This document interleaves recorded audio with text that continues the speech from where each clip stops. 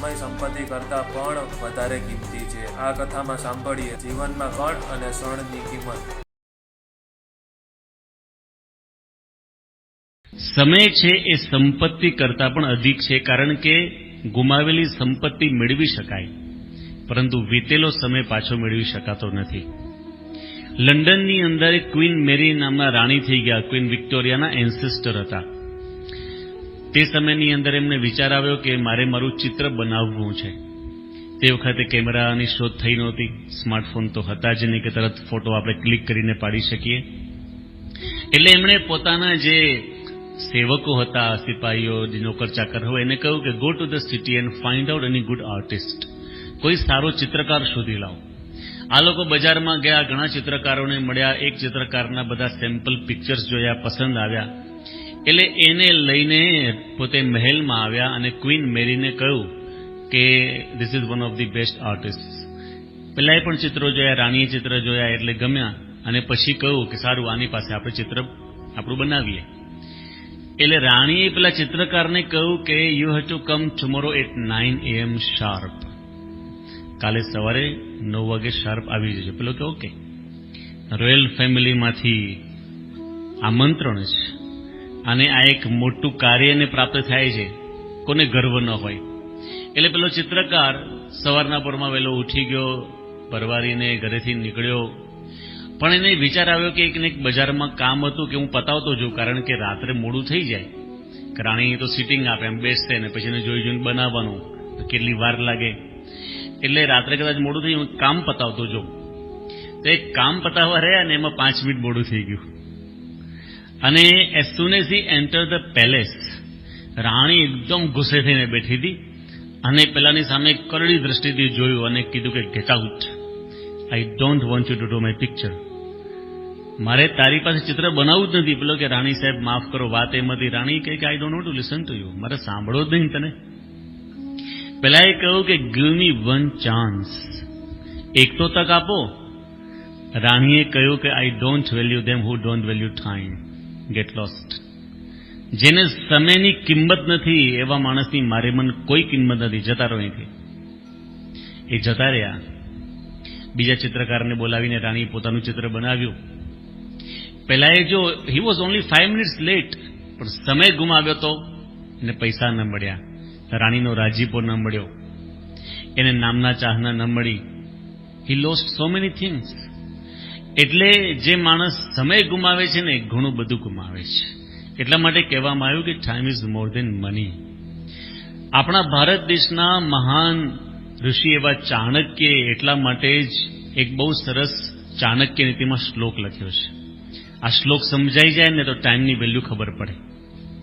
એમણે લખેલું છે, આયુષ્ય ક્ષણ એકોપી ન લભ્ય સ્વર્ણ કોટિભિઃ સચેદ નિરર્થકમ નીતઃ કાનુહાની તતોધિકા. જીવનની એક એક ક્ષણની કિંમત કેટલી છે એ વાત કહે છે. Even a precious moment of our life can not be purchase by millions of golden coins. For example, તમારા ઘરની અંદર 1 કરોડ સોનામોર હોય છે. કોઈના ઘરે સોનામોર છે? સોનાની ચમચી નહીં હોય. સોનામોર ક્યાંથી હોય? 1 કરોડ સોનામોર હોય. એ 1 કરોડ સોનામોર આપીને તમે ગઈકાલ ખરીદી શકશો? Forget about yesterday. તમે આજની સવાર ખરીદી શકશો? વીતી ગયેલી 1 મિનિટ કે 1 ક્ષણ તમે ખરીદી શકો? You cannot purchase. ગમે એટલા પૈસા નાખી દો, વીતી ગયેલી ક્ષણને પાછી પ્રાપ્ત કરી શકાતી નથી. એટલા માટે ચાણક્ય કહે છે, સચેત નિરર્થકમ નીતઃ. જો એ તમે 1 સેકન્ડ ગુમાવી, if one moment is wasted, what would be more loss compared to this? તમે 1 સેકન્ડ બગાડી તો કરોડો રૂપિયા બગાડ્યા. આપણે કીર્તનમાં ગઈએ છીએ ત્યારે એક પડ જાય લાખની. લાખની નહીં, કરોડોની જાય છે. કરોડોની એક સેકન્ડ આપણી જાય છે. તમે થેલીની અંદર અનાજ લઈને ઘરે જતા હો ને થેલીમાં કાણું હોય, ધીમે ધીમે વેરાતું જાય, કેટલું પહોંચે. ખિસ્સામાં પૈસા હોય ને કાણું હોય ને ચિલ્લર પડ્યું હોય, ધીમે ધીમે સિક્કા વેરાતા જાય. એવી રીતે સમય છે ને એ વેરાય છે, આપણને ખબર પડતી નથી. પેલું અનાજ કે પૈસા જાય ને દુઃખ થાય, સમય જાય છે દુઃખ જ નથી થતું. કેટલો સમય વેડફાઈ જાય છે. અને એટલા માટે જે મહાન પુરુષો ને એ લોકો they are very aware of time. Swami વિવેકાનંદજીને આપણે બધા ઓળખીએ છીએ, ન કેવળ ભારત પણ વિશ્વમાં તેમનું નામ આદરપૂર્વક લેવામાં આવે છે. આપને ખ્યાલ છે વિવેકાનંદ અહીંયા પૃથ્વી પર કેટલું રહ્યા હતા? માત્ર 39 વર્ષ. પણ 39 વર્ષમાં કેવું કામ કર્યું? આપણે 60-70-80 વર્ષમાં ન કરીએ એવું કામ કર્યું. એક એક સેકન્ડ એમણે બગાડી નહોતી. એક એક ક્ષણનો સદુપયોગ પોતે કરતા હતા. ભારતીય સંસ્કૃતિનો શંખનાદ કર્યો વિદેશની ભૂમિ પર. વિચાર કરો તમે, ભગવાન સ્વામિનારાયણ માત્ર 49 વર્ષ પૃથ્વી પર રહ્યા, પણ કેવું મહાન કાર્ય કર્યું. આજે પણ એમના એ સિદ્ધાંતો, એમની ભક્તિની પ્રણાલિકાઓ આપણી ગુરુ પરંપરા સસ્ટેન કરી રહી છે. માત્ર 49 વર્ષ. પરમ પૂજ્ય પ્રમુખ સ્વામી મહારાજ ગાદી પર 51 વર્ષે આવ્યા અને બાપા 96 વર્ષની ઉંમરે 2016માં બાપા ધામમાં ગયા. છેલ્લા 2-3 વર્ષો બાપાએ બીમારી ગ્રહણ કરી હતી. તો 1951 થી લઈ 2011 સુધીનો આપણે સમય ગણી શકીએ. પછી 12, 13, 14, 15 તો બાપા બીમાર હતા. તો એ 60 વર્ષનો એક સમયગાળો, એની અંદર બાપાએ કેટલું અલૌકિક કાર્ય કર્યું. આવા મોટા મોટા 1300થી વધારે કેમ્પસ બાપાએ ઊભા કરી દીધા. કેટલી હોસ્પિટલ્સ ને સ્કૂલ્સ ને સંતો ને હરિભક્તો. એક જીવિતવ્ય દરમિયાન કેવું કાર્ય થઈ શકે ને એ પ્રમુખ સ્વામી મહારાજે કરી બતાવ્યું. 2009ની સાલમાં સ્વામી દયાનંદ સરસ્વતી નામના એક બહુ સારા સાઉથ ઇન્ડિયન સાધુ ત્યાં અમેરિકામાં રહેતા હતા. 2 વર્ષ પહેલા પોતે વૈકુંઠ નિવાસી થયા. એમના આશ્રમમાં અમે લોકો દર્શન કરવા ગયા હતા. એમનું એક આશ્રમ છે અમેરિકામાં, પોકોનોની અંદર, આર્ષ વિદ્યાલય ગુરુકુલમ. પછી એમણે પ્રમુખ સ્વામી મહારાજના બહુ વખાણ કર્યા અને એમણે કહ્યું कि एक अकेला संत कैसा कार्य कर सकता है, उसका उत्तम उदाहरण प्रमुख स्वामी महाराज है. એકલા સંત પ્રમુખ સ્વામી મહારાજે એકલા હાથે કેટલું કામ કર્યું. આ વાક્ય એક સંત બોલે છે, એક મહાત્મા બોલે છે, જેને અમેરિકામાં એક મંદિર કર્યું. તેને ખબર કે અમેરિકામાં 125 મંદિર કેમ ના થાય. આજે અક્ષરધામની અંદર ત્યાં મોટી તપોમૂર્તિ 49 ફીટની એની પ્રતિષ્ઠા છે. આપણને બધાને સાંજે લાભ મળવાનો છે. તો આવા તો 125 મંદિરો બાપાએ અમેરિકામાં કર્યા. બીજા બધા દેશોમાં બધા થઈને બાપાએ 1100થી વધારે મંદિરો કર્યા. એક જ જીવિત અવધિ દરમિયાન માત્ર મંદિરોની સંતો બનાવ્યા, હરિભક્તો બનાવ્યા, કાર્યકરો બનાવ્યા, સમાજ સેવાઓ કરી, પણ એક પણ ક્ષણ બાપા બગાડતા નહોતા. પરમ પૂજ્ય પ્રમુખ સ્વામી મહારાજનો એક પ્રસંગ બહુ જાણવા જેવો છે અને કાયમ યાદ રાખવા જેવો છે. હમણાં શરદ પૂર્ણિમા આવશે, નવરાત્રિ પૂર્ણ થાય એટલે બાપા હંમેશા શરદ પૂર્ણિમા ગોંડલમાં ઉજવતા. એ વખતે શરદ પૂનમની સભા છે ને રાતના 8 વાગે શરૂ થાય અને છેક 12 વાગ્યા સુધી ચાલે. પ્રમુખ સ્વામી મહારાજ બેસતા છેક સુધી. તો 12 વાગે સભા પૂર્ણ થઈ, સ્વામીશ્રી ઉતારે આવ્યા અને જ્યારે પલંગમાં સૂવા માટે પધાર્યા ત્યારે 12:30 વાગ્યા હતા. એટલે ત્યાં ડૉક્ટર કિરણભાઈ દોશી હતા, બાપાના પર્સનલ ડૉક્ટર જે હતા. એમને સંતોએ કહી રાખેલું કે બાપાને કહેજો કે આરામથી ઉઠે, કારણ કે સંતો તો બાપાને કહી ના શકે, બાપાને ગમે નહીં. એટલે ડૉક્ટર કહે ને થોડુંક આમ લાગે કે સ્વાસ્થ્યને અનુરૂપ. એટલે પેલા ડૉક્ટરે કહ્યું કે બાપા તમે છે ને રોજ સવારે 6 વાગે ઉઠો છો, કાલે 8 વાગે ઉઠજો. તો સ્વામી કે કેમ? તો કે સ્વામી રોજ તમે 10:30 વાગે આરામમાં જાઓ છો, આજે 12:30 વાગ્યા, 2 કલાક મોડા ઊંઘવાનું એટલે 2 કલાક મોડા ઉઠવાનું, સીધો તર્ક છે ને. તો સ્વામી કે અહીંયા આવો ડૉક્ટર. પેલાને એમ કે સ્વામી રાજી થયા. સ્વામી કે હાથ લાંબો કરો, એટલે હાથ લાંબો કર્યો. સ્વામી કે સંતો પાણી લાવો, તે પાણી આપ્યું. સ્વામી કે ડૉક્ટર હાથમાં પાણી લઈને સંકલ્પ કરો, આજ પછી મને મોડા ઉઠવાની વાત ના, મારી આગળ કોઈ પ્રકારની મોડી વાત ના કરતા. પછી બાપા કે આ ઉત્સવના દિવસો ચાલે છે. સ્વામી કે મોડા ઉઠીએ તો પૂજા મોડી થાય, પછી સભા મોડી થાય, હરિભક્તોની મુલાકાત મોડી થાય, મિટિંગ હોય મોડું થાય. સ્વામી કે કેટલું કામ થયેલાય. રાત્રે ગમે એટલા વાગે સુવાનું, સવારે ટાઈમસર ઉઠી જ જવાનું. શ્રી પ્રમુખ સ્વામી મહારાજના આદર્શો કેવા હતા. એવું નહીં કે ચાલો હવે આપણે પાછું થોડી ઊંઘ આપણે ખેંચી છે તો હવે કવરઅપ કરી લઈએ, એવું નહીં. એક એક સેકન્ડનો ઉપયોગ કરતા. પ્રમુખ સ્વામી મહારાજ આળસની વ્યાખ્યા કરતા. આળસ એટલે શું? આ કાર્ય હું 1 સેકન્ડ પછી કરીશ એ વિચાર આવે ને, દેટ ઇઝ કોલ્ડ લેઝીનેસ. એ આળસ છે. તો આ મહાન પુરુષોના સિદ્ધાંતો છે, એમની જીવનશૈલી છે. કારણ કે તેઓને સમયની કિંમત છે. દે વેલ્યુ ટાઈમ. જે સમયની મહાનતા ન સમજે એને કશું ન મળે. આપણે અત્યારે બધા ફોન યુઝ કરીએ છીએ, પહેલા લેન્ડલાઇન હતા ઓરિજિનલ જે શરૂઆત થઈ, એની શોધ કોણે કરી હતી? તો ઈસવીસન 1876ની સાલ 7મી માર્ચ, અને એક જે વૈજ્ઞાનિક હતા જેનું નામ હતું એલેક્ઝાન્ડર ગ્રેહામ બેલ, એમણે આ ફોનની શોધ કરી. પણ આશ્ચર્યની વાત એ છે કે એના સમયગાળામાં એલિશા ગ્રે નામના બીજા વૈજ્ઞાનિક પણ ફોન ઉપર સંશોધન કાર્ય કરી રહ્યા હતા. એનાથી પણ આશ્ચર્યની વાત એ છે કે બંનેનું સંશોધન કાર્ય એક જ દિવસે પૂરું થયું, એટલે કે 7મી માર્ચ 1876ની સાલ. પરંતુ જે એલેક્ઝાન્ડર ગ્રેહામ બેલ હતા ને, એમને સમયની કિંમત હતી. જેવું સંશોધન પૂરું થયું, સીધા સરકારની અંદર ત્યાં ઓફિસ હતી, પેટન્ટ ઓફિસ, ત્યાં ગયા અને પોતાના સંશોધનનું આ જે નામ, પેટન્ટ પોતાના નામે નોંધાઈ દીધી. જ્યારે એલિશા ગ્રેને થોડીક સમયની કિંમત ઓછી હશે એટલે સંશોધન પૂરું થયું એટલે ખાધું પીધું, થોડો આરામ કર્યો, 1.5 કલાક એમ જ જતો રહ્યો.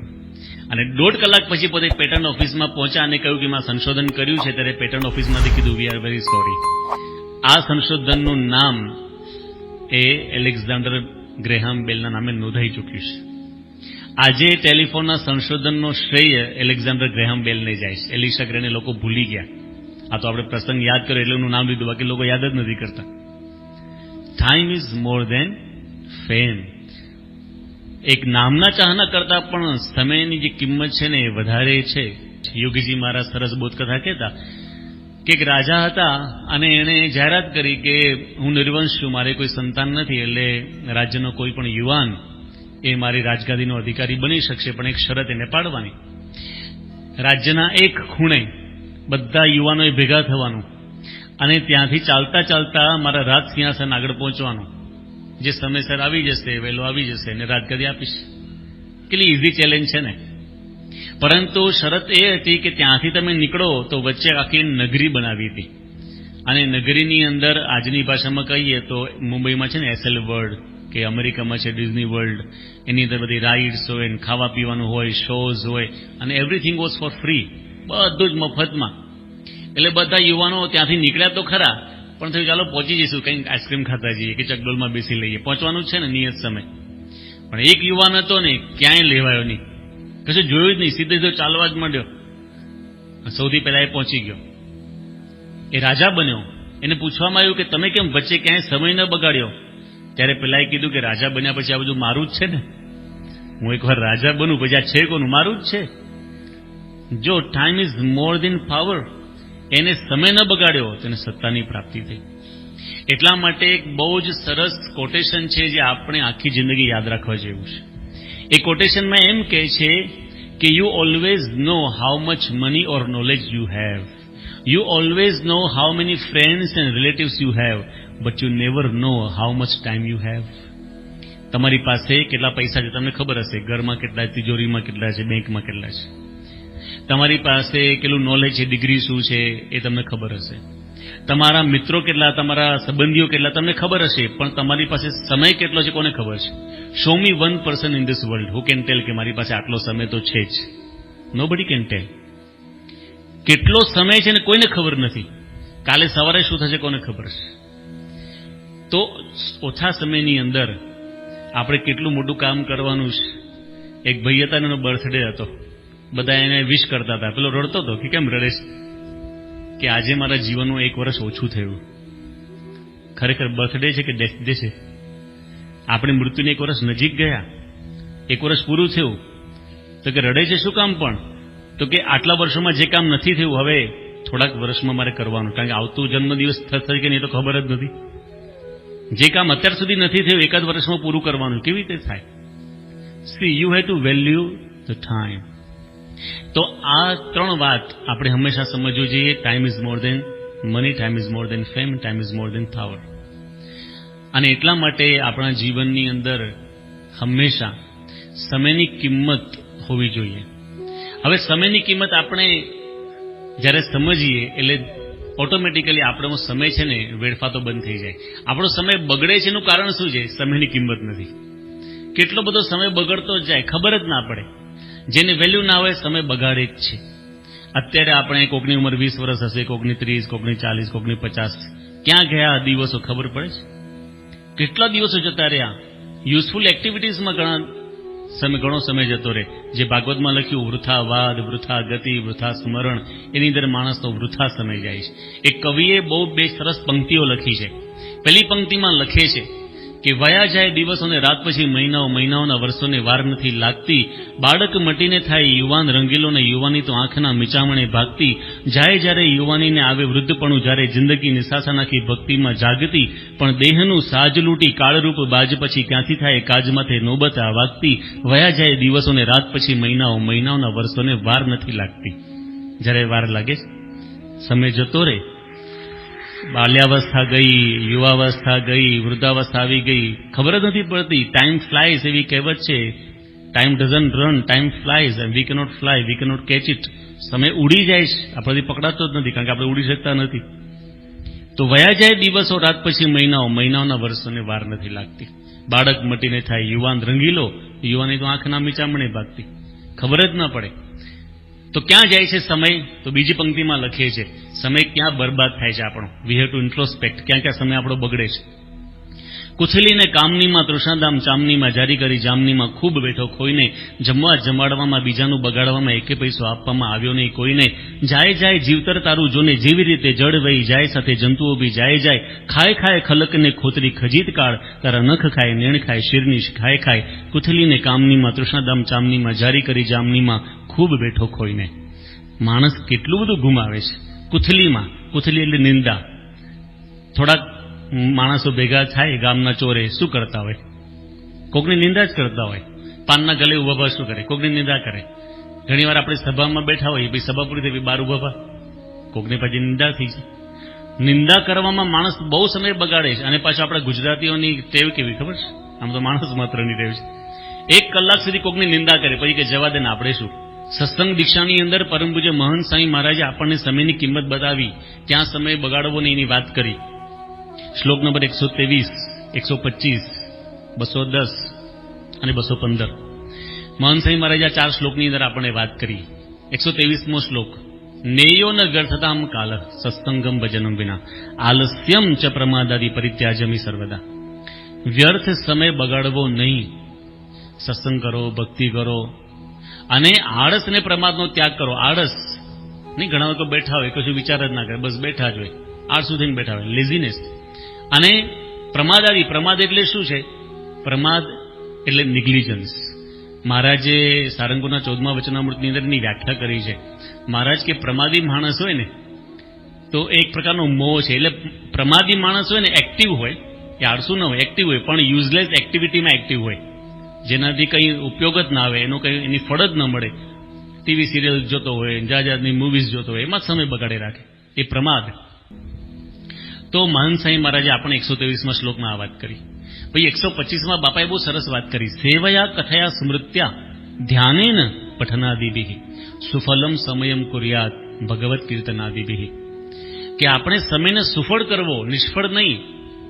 આપણે બગાડવો નહીં, પરંતુ સેવા, કથા વાર્તા, ધ્યાન, ભજન, વાંચન એમાં સુફળ કરવો. પછી 209, 10, 11, 12, 13, 14, 15 આ બધા વિદ્યાર્થીઓને, યુવાનો માટેના શ્લોકો છે. બાળકો, વિદ્યાર્થીઓ, યુવાનો એના શ્લોકો છે આ બધા. એની અંદર બાપાએ 210માં કહ્યું, ઉત્સાહાદ આદરાત કુર્યાત સ્વાભ્યાસમ સ્થિર ચેતસા. બધાએ પોતાનો અભ્યાસ કેવી રીતે કરવો? ઉત્સાહથી, આદર ભાવથી અને એકાગ્રતાથી.